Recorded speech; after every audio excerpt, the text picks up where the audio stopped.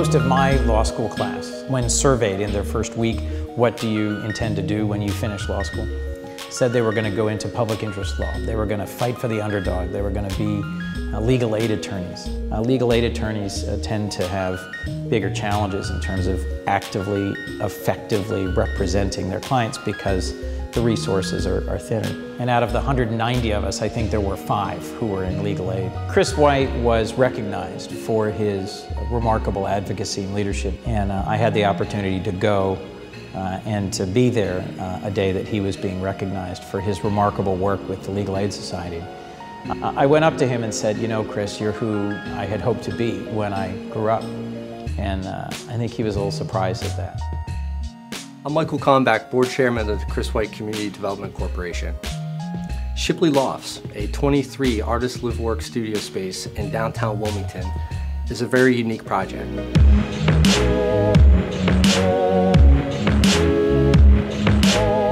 Shipley Lofts provides affordable housing to low-income artists. A Shipley Street Story, our Indiegogo campaign, is going to tell the story of the building's development through the work of Chris White.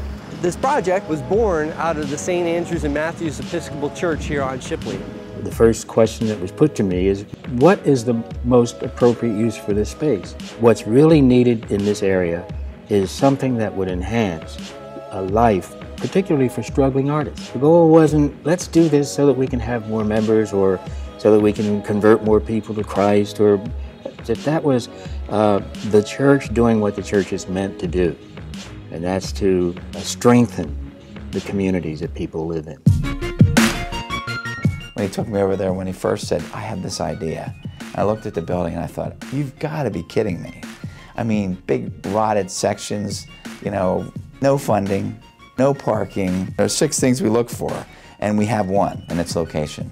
And we don't have any of the other 5 that are left. And Chris was like, yeah, but it's important. He definitely had a way of getting people together around the table. You're seeing Shipley Street here, and Shipley Street is notorious for dumpsters and fire escapes. It's the rear end of Market Street. I also think the street serves as a metaphor for the type of work that Chris was doing. He lived a life of faith that allowed him to see beyond the conflict of the moment, and that he was able to see the good in everyone. He was just really for the struggling person, no matter who it was, what color they were, what their issues were. He was on their side. He was a champion of the downtrodden. He was always open to the possibility of grace or of change or of hope in others. And he saw the good in others. He brought out the good in others. You know, it was important and it was right. And you don't hear that anymore. You just don't hear people who can end a conversation with you by saying, doing this is the right thing to do, and we have to do it, and we have to figure out a way to get it done because it's right. And so here we come to Shipley Lofts.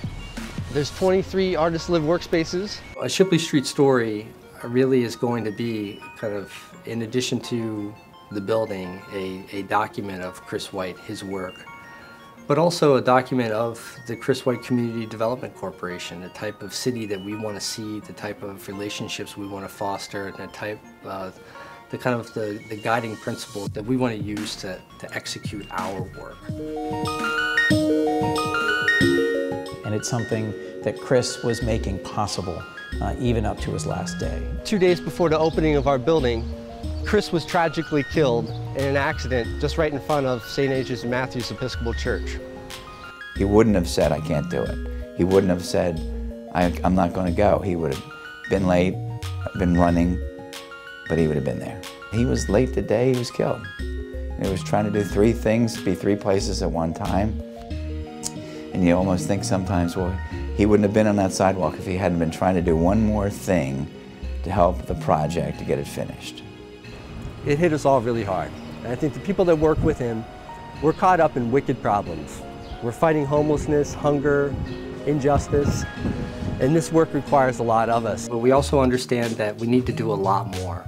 We need to share the story of Chris's unique kind of joy and compassion and kind of tenacious work ethic to really attract the types of doers and thinkers that we need to activate not only this building, but the surrounding West Center City community. I think every lawyer ought to have a Chris White in their life as a role model.